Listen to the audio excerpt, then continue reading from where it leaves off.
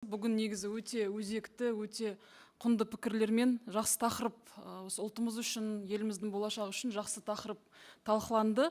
Енді мен негізі білім және ғылым министрлігіне ұсыныс айтқым келеді. Өйткені ұлттың жаңа болмысы ол тек қана негізі ол білімнің аясында қалыптасады. 3 миллион оқушымыз бар, 300 мыңнан астам мұғаліміміз бар, сонымен қатар 7 мыңнан астам мектебіміз бар. Бұл бір ғана несі. Енді жаңа айтып жатырмыз.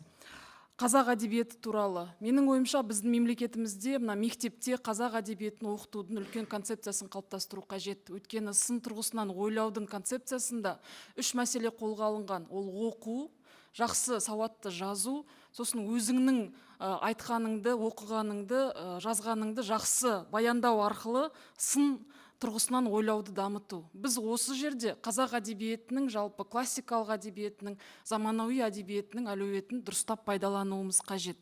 Екінші үлкен мәселе бұл педагогикалық университеттерде алаш зиялыларының жалпы методологиялық еңбектерін біз нақты пайдалана алмай отырмыз. Қазіргі таңда мен өзім де осы педагогикалық университетте білім алған азамат ретінде айтатындығым, біз 2-ші курста педагогиканы өткен кезде жалпы алаш зиялыларының өмірі туралы өтуіміз мүмкін, бірақ олардың еңбектері мен оның педагогикалық мазмұны көп жағдайда беріле бермейді.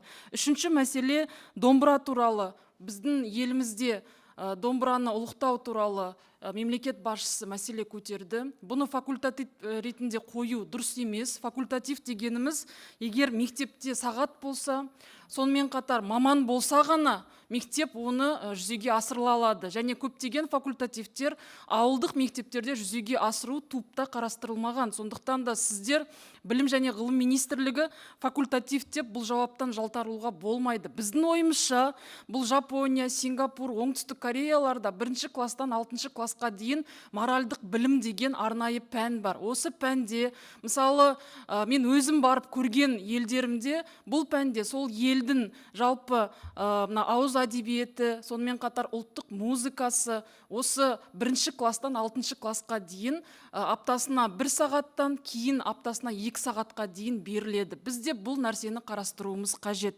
Үшінші мәселе, 2017 жылдан бастап бізде ұлттық ұлы дала тарихы деген концепциямен оқыту Қазақстан тарихында қолға алына бастады. Бұл өте дұрыс жоба болды. Бірақ Қазақстан тарихын оқытатын мұғалімдерде қандай қиындықтар бар?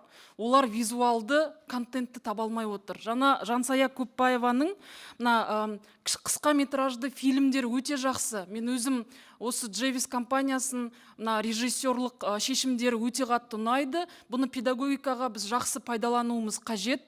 Біздің бүгінгі таңда білетіндігіміз Ыбырай Алтынсарин атындағы орта білім академиясы қазіргі таңда қарастырып жатыр контент дайындауда. Сол жерде біз үлкен сериалдар емес, немесе анимациялық фильмдер емес, Қазақстан тарихының осындай визуалды клип түріндегі фильмдердің контентін әзірлеуіміз қажет. Мысалы, Орбұлақ шайқасы бар. Ол шайқастың рөлі өте жоғары.